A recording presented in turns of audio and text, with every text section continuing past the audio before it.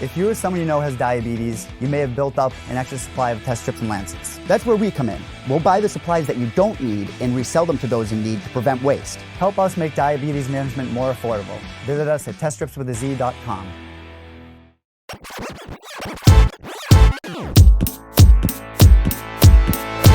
All right, we have Juan Adams back on the show. There's a lot going on right now. He returns to action in Houston, Texas, February 8th on the main card of UFC 247. He's going to take on Justin Tafa. Juan, how are you, man? Thanks for doing this. You know, I'm good, man. I'm feeling great. I was actually a little surprised when I found out I was on the main card. We were watching at the dorms here. I ordered the fights for all the fighters to watch, and we're watching it. And then next thing it shows the main card, and I was on it. And I was like, well, that's one way to find out, you know. And I just saw you celebrated your 28th birthday last week, so it was a nice little birthday present for you. How does it feel to be the big 2-8? You know, it feels one day closer to 30. You know, that's I'm almost over the hill in athlete terms, but I feel good, man.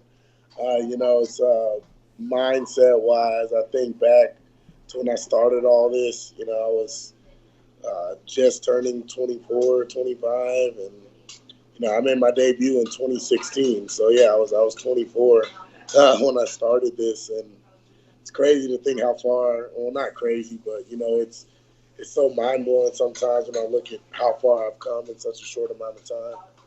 Yeah, it's crazy, man. You're about to head into 2 big title fights on this huge card on February 8th, and you know. You mentioned some of the things reflection-wise. You've gone through a number of changes heading into this fight. You made the decision to head to JacksonWink, head to Albuquerque, and it seems like you've changed a lot of things along the way, you know, fighting-wise, physically, lifestyle-wise as well. Sometimes you just got to look in the mirror and say, what the hell are you doing, man? I think that happens to all of us at some times in our lives. Like, I've been there myself a few times, screaming at myself in the mirror. Was that how it happened for you to sort of incite all of these changes and incite the move to JacksonWink? Yeah, man. You know, for a while, I had kind of just been. It was weird. I've said before, you know, when I was back home, I would have to beg people to come train with me. I wasn't surrounded by other full-time fighters. You know, they were pros, but they're kind of doing their own thing. And then they had other jobs. I would have to work my schedule around them, and then on top of that, I would have to physically exhaust myself just to be challenged.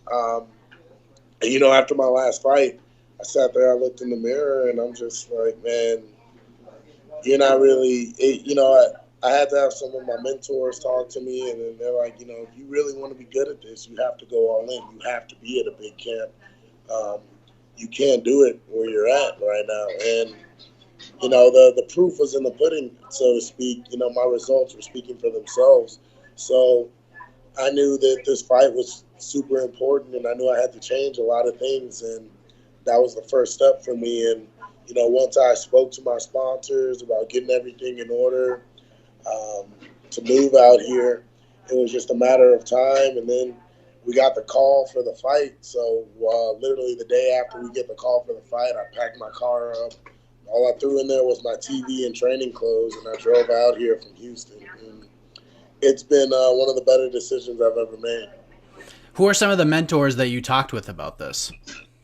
You know, well, I've got my business mentors. They don't really like their names thrown out there. And then I've got my fight mentor, who's Michael Guyman, the Joker. So I talked to him a lot, and I talked to my other coaches, you know, and 2 of my coaches were on board with it. One of them wasn't, so he's not really with the team anymore. But, you know, I still have nothing but good things to say about him or any of my other coaches. And I'm actually really happy that one of them will be able to corner me in addition to Greg Jackson and Mike Winklejohn. Why JacksonWink out of all the gyms? I know JacksonWink has a long lineage of history. They've, you know, lots of champions. Obviously, John Jones is there. He's a champion. Lots of big names have come and gone from that gym over the years. It's just there's a legacy behind JacksonWink, but there's so many other gyms out there. What drew you to JacksonWink out of everybody else? Part of it was, you know, living in the gym. You know, I wake up in the morning, and, you know, when you live away from the gym, there's that temptation to kind of snooze in a little bit, show up late to practice or skip a practice, so to speak. Here, I don't have that. And also, you know, just the stable of guys they have here, my biggest complaint was bodies, right? So here we've got Devin Clark, we've got John Jones, there's Christian Edwards. On top of that, then we've got Joel Bauman, who fights at 185, 205. And then there's two other pro heavyweights here. Dontel Mays is here. Then we've got Davion Franklin, who's a pro for Bellator. And on top of that, there's a couple of other amateur heavyweights, but they're still at all the classes and things like that. So just the bodies alone, the access to the coaches, lots of access to coaches, lots of access to bodies, better looks at sparring and rolling and everything. So all of that factored into the equation. Outside of the camp and the geographic part of it, what do you think is the biggest change that you've seen in yourself so far? Definitely mentality-wise. I've come out here. I'm a lot more business-centric out here. There's not as many distractions out here either. When you're training in your hometown, you've got everybody asking for some of your time, and then you feel bad for not being able to do it. It can be as simple as one of your buddies saying, "Hey, I'm out at a bar tonight, and a lot of these people don't believe I know you. They want to meet you." So you go out there, it might only be 20, 30 minutes, but it's still draining. It still drains some of your energy. And out here, I've been out twice in the last 3 months, once for my birthday and once one of my buddies was kind of down, so we took him out to dinner and everything. But that's been it out here. And so the lack of distraction, the increase in focus, and there's a lot less noise for me, all that extra chirping, from different sources. When you go out and everybody thinks they know something about fighting and you're sitting there and you can't really just leave. You got to just sit there and listen to people that don't know anything about what you do, trying to tell you how to do your job. There's a lot less of that out here. So that's been a big difference. My mindset is a lot different, and I'm just happier. I was just going to say, do you wake up and just feel better, like some weight's been lifted off your shoulders since you've made this move? Definitely, man. I wake up and, I leave, and every day I know I'm being pushed, and I know I'm being pushed in some way. I know I can't take time off. I can't take reps off in practice. Otherwise, I'm going to get hit or clipped by somebody just as good as me. I mean, it must feel good. I mean, you're out there doing Manscaped commercials now on social media. You're rocking abs. You got a big fight coming up. Life's good, right? Yeah. Life's pretty good right now. Everything's just kind of falling into place, and that's another big difference. When I was back home, there was a lot of other just some people interpret it as signs, but there was a lot more just in my everyday life that would randomly go wrong when I was back home. Out here, I don't have any of that. So, I take that as a sign that I'm doing something right. So now you get Justin Tafa in a little over 2 weeks' time. He made his UFC debut back in October, knocked out in the first round by Yorgan De Castro. Do you feel like this is a perfect fight for you to get back on track with? Definitely. I don't think it's an easy fight, but I think it's the perfect fight for me because, I do have some advantages there. But what I also recognize about Justin Tafa is, he's a pretty accomplished striker. He comes with a lot of accolades, a lot of comparisons to Mark Hunt, I believe it is. He can knock you out in either end. It's a fight where, and I know he's coming to fight. He's coming to bang. He's coming to knock me out. I'm going in there to knock him out. It's going to be high-paced, and, all respect to him for, it takes a lot of courage to go into somebody else's hometown and fight him. So I respect that a lot about him, and I'm very much looking forward to this fight. I think it's perfect for me because I get to utilize, some of the new stuff we've been working on out here. I'm a completely different fighter. I feel like a completely different person now. So I'm very excited to showcase that. Were you ever a watch a lot of tape on your opponent kind of a guy before you moved out to JacksonWink? I was not at all. The first time I was out here, we were watching film on this guy, looking at what he does, making a game plan for it. And for me, it's always just been out there, hey, you're a better athlete than this guy. You better go out there and do what you do. And out here, it's not like that at all. So, I'm not saying one way is better or not, but it's different for me. but it does give you a little bit more peace of mind going into it.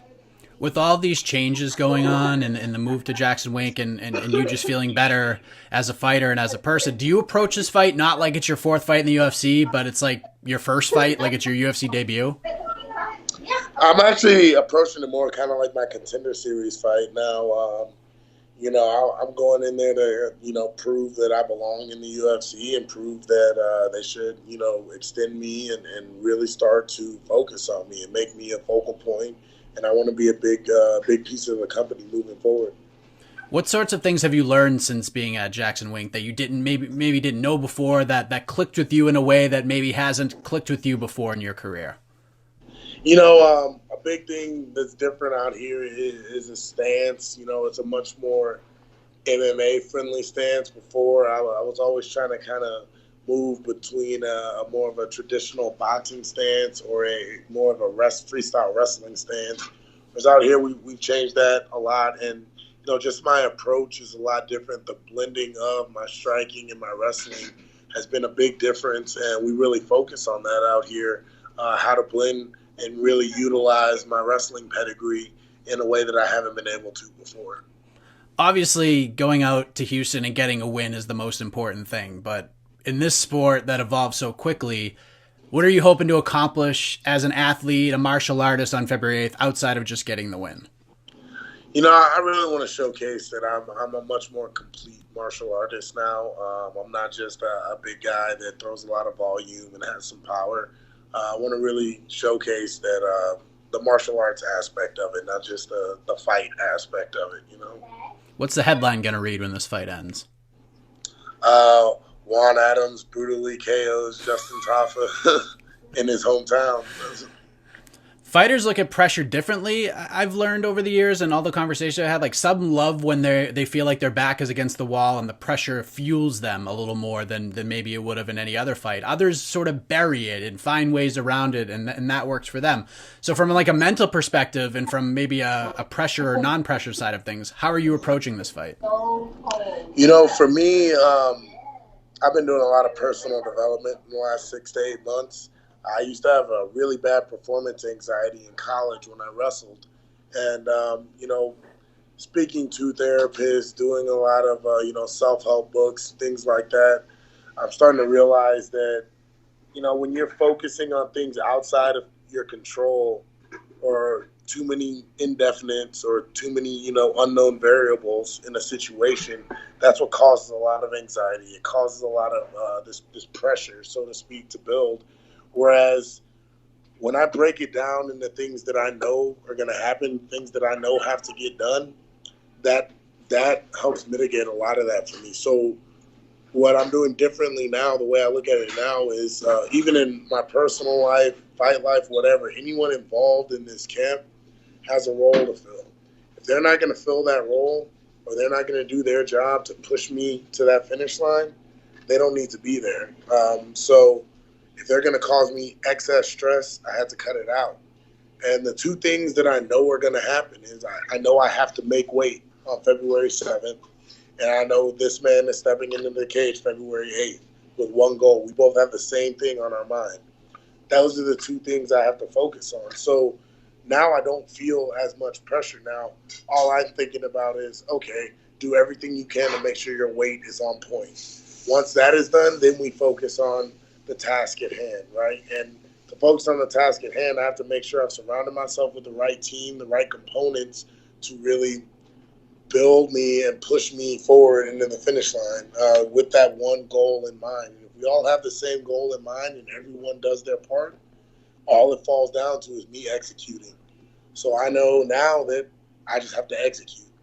And whereas before I would think, oh man, I've got to do this, I have to do that. What if this happens? What if that happens?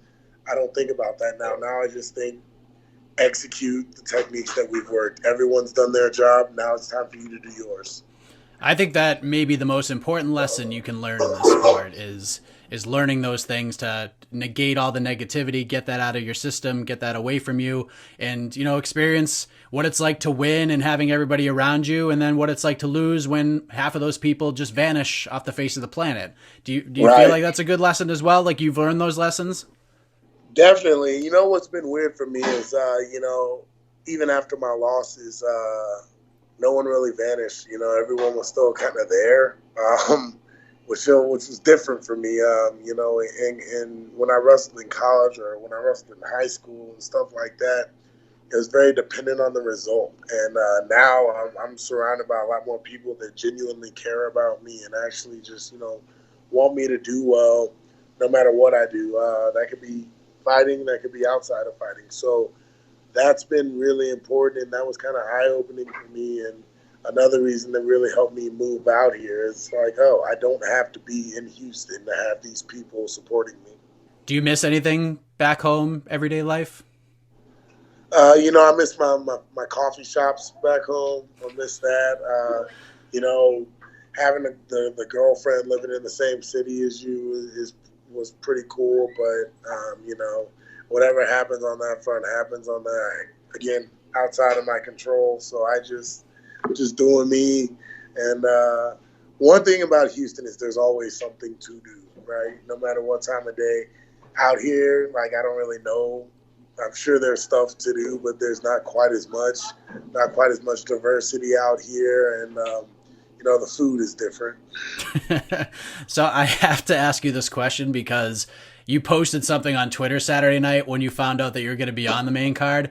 You appreciated all the messages, but you said you're not going to answer any video chat requests on social media. You learned the lesson the hard way. That's a story for another day. Can today be that day? What happened? Yeah, I'll tell you the story on that. So, right when I got signed to the UFC, I started noticing, like, every couple weeks, a random profile would show up, like 20 or 30 pictures, and then message like, hey. And me, I'm like always trying to be nice or whatever. So I'm like, all right, like, hi, whatever, blah, blah, blah. And, sometimes you think it's a girl and it's not. So I'm getting hit on by like everything on the spectrum now, right? Like, I don't know how many genders there are now, but I'm pretty sure I've been hit on by all of them. And I don't I try to be nice about it. So I'm like, hey, that's not really my thing. Just kind of leave me alone, whatever. So one time, like, I was having a conversation, just being polite, and I get a video, like, they start trying to video call me. And I answer, and it's, I don't know the proper pronoun, but they had, like, male parts, and they're just going to town, like, on camera. And I was like, oh, my God. And I had to hang it up. So now I don't answer video chat requests. I don't do it. It's not, I don't care who it is. I'm not doing it. So many lessons learned along the way, Juan. Yeah. What an evolution it has been. And we're excited for this fight with Justin Tafa on UFC 247 February 8th in Houston, Texas. Juan Adams heading back home. Appreciate the time very much. Before we let you go, let the folks know where they can find and follow you on the web. Not to video chat request you, but social media, any shout outs, anything else you want to get off your chest, man. The floor is yours. Awesome. I just want to give a huge shout out to my sponsors over at FlemingAttorneys.com. They've been with me from day one. They stuck with me through everything. I couldn't be more appreciative of them. And then you can find me on all social media. That's Twitter and Instagram. I'm Chosen Juan 285. That's Juan, not one. And on Facebook, you can follow my fan page, Juan the Kraken Adams. Juan, always appreciate it, man. All the best to you. You seem like you're in a very good place. Very happy about that for you. And all the best to you on February 8th. Thanks, man. You have a good one.